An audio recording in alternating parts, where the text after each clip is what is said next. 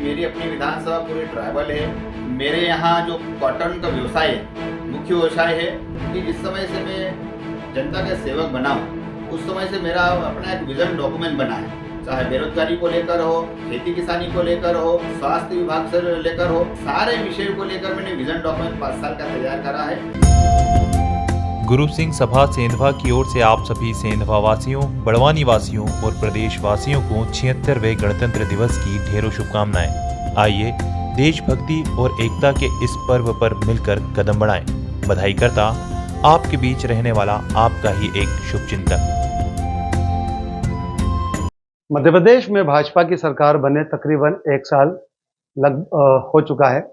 ऐसे में हमारा जो कारवा है वो क्षेत्रीय विधायक तक पहुंचेगा और हम लोग ये जानने की कोशिश करें कि ये जो 1 साल बीते हैं उसमें क्या जो क्षेत्र के विधायक है उनके कामकाज कैसे रहे, क्या लेखा जोखा रहा और क्षेत्र में की जो आवाम है, जो जनता है, उनके बारे में किस तरीके से सोचती है। ऐसे में आज हम बड़वानी जिले के पानसेमल विधानसभा में पहुंचे हैं। मेरे साथ बात करने के लिए विधायक श्याम बर्डे है। मैं आपको बता दूं कि पानसेमल विधानसभा की अगर कुल जनसंख्या की बात करें तो 2.5 लाख से ज़्यादा यहाँ पर मतदाता है। अगर हम बात करते हैं श्याम बर्डे की तो वो एक लंबा संघर्ष करके विधायक बने हैं। चूंकि पहले वो शिक्षक थे, शिक्षक से लेकर यहाँ तक का जो सफ़र है वो किस तरीके से उन्होंने तय किया है, इस पर सारी बात करने के लिए मेरे साथ मौजूद है श्याम बर्डे। मैं उन्हीं से बात करूँगा।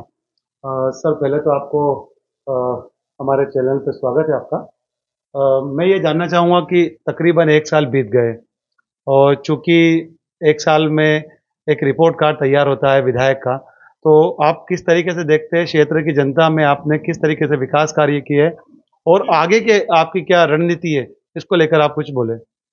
जी नमस्कार, मैं श्याम बर्डे विधायक पानसेमल। 2023 के चुनाव में यहाँ के जनता ने मुझे आशीर्वाद देकर यहाँ से निर्वाचित करा है। मैं इसके पहले शासकीय शिक्षक रहा। मैं 15 साल शिक्षक रहते हुए भी मैं समाज सेवा के रूप में कार्यकर्ताओं काम करते रहता था। 2016 में मैं शासकीय सर्विस से रिजाइन कर मुझे भारतीय जनता पार्टी संगठन में दायित्व, जिला महामंत्री को दायित्व मिला। उसमें काम करते करते कंटिन्यू काम करते रहा मैं और 2023 के चुनाव में मुझे भारतीय जनता पार्टी से अधिकृत प्रत्याशी घोषित करा और सब जनता के आशीर्वाद से मुझे निर्वाचित होने का अवसर मिला। मैं भी एक छोटे से किसान परिवार का बेटा हूं। मैं वास्तव में जो भारतीय जनता पार्टी के 1 साल भर के जो काम है, हमारे प्रदेश के मुख्यमंत्री डॉक्टर मोहन यादव जी, निश्चित ही हमारे देश के प्रधानमंत्री जी ने जिस मकसद के साथ जो संकल्प लेकर जो हमारा देश को 2047 तक विकसित भारत बनाने का संकल्प लेकर काम कर रहे हैं, उसी मार्ग पर चलते हुए प्रदेश के मुख्यमंत्री भी हमारे डॉक्टर मोहन यादव जी ने जो 1 साल भर में जो काम करे हैं, उसी को आगे बढ़ाने का मैं भी काम कर रहा हूँ। अपनी विधानसभा में पिछले साल भर में जो काम जनता के हितों में, जो पिछले 1 साल के अंदर मेरे अपनी विधानसभा में काफ़ी पुराने काम पेंडिंग पड़े थे। जो रोड हो, कहीं रोड ऐसे थे कोई आज़ादी से लेकर कहीं रोड बने नहीं थे, जिसको मैंने पहली प्राथमिकता में वो कुछ रोड पुल पुलिया बनाए, पुल भी बने थे, ऐसे बचे थे, वो भी करे मैंने। और ऐसे ही मेरी अपनी विधानसभा में कुछ स्कूल बिल्डिंगें नहीं थी, उस बिल्डिंगों को भी मैंने बनाने की कोशिश करी। जैसे खमघाट एक उदाहरण आपके माध्यम से मेरे नॉलेज में आया था, वहाँ खमघाट में भी मैं पहली बार ऐसा कोई जनसेवक गया होगा, मैं 15 अगस्त पर भी वहाँ जाकर झंडा वंदन करा, एक झोपड़ी में झंडा वंदन करा था मैं। और वहाँ पर आज बिल्डिंग लगभग उसका भी आधा काम पूरा हो गया, निर्माण हो रहा है। ऐसे ही हमारे राखी हो, तिल्ली खेत हो, मगरा पानी हो, आपके निवाली एरिया के आपके बहुवरगढ़ किला को लेकर हो, आपके पलसूद एरिया को लेकर है, कहीं पुल पुलिया जो 70 साल से आज तक नहीं बने थे, उनके निर्माण कार्य चालू है। मेरी अपनी भी खुद की कोशिश है, मेरी अपनी विधानसभा में जिस विश्वास से जनता ने मुझे चुना है, तो वास्तव में जनता ने जो भरोसा जताया उस पर खरा उतरूँ, मेरी खुद की भी कोशिश है। क्योंकि मैं भी एक शिक्षक रहते हुए बच्चों को पढ़ाते पढ़ाते यहाँ आया हूँ। मेरा भी एक ही मकसद है कि इस 5 साल का रिकॉर्ड अब तक जो विधायकों ने नहीं करा वो करूँ, मेरी खुद कोशिश है। इसलिए उसी निमित्त मैंने 15 करोड़ पहले साल में स्वीकृत करा के लाए थे, उसके माध्यम से हमारे कहीं काम हुए हैं। जो बड़े बड़े काम मैं भी एक जिस कास्ट को बिलोंग करता हूँ, मैं भी ट्राइबल में आता हूँ, मैं खेती बाड़ी करता हूँ, मेरा मूल व्यवसाय खेती बाड़ी है।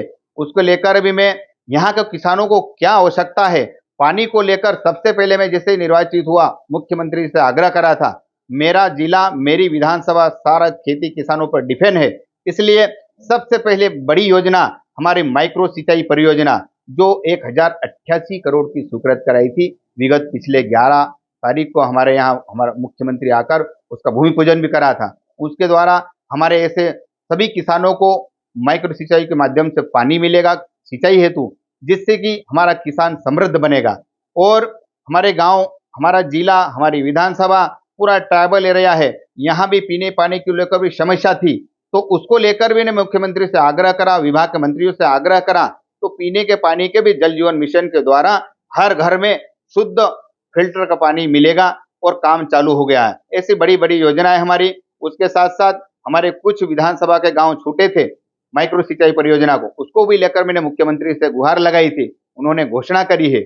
और हमारे विशेष खेतिया सेंधवा जो मार्ग है उसको 4 लेन को लेकर वो 4 लेन भी हमारी स्वीकृत हो गई 615 करोड़ की। ऐसे कहीं मेरा मकसद ही ये है कि आने वाले 5 साल में हमारी विधानसभा की तस्वीर बदलना चाहिए।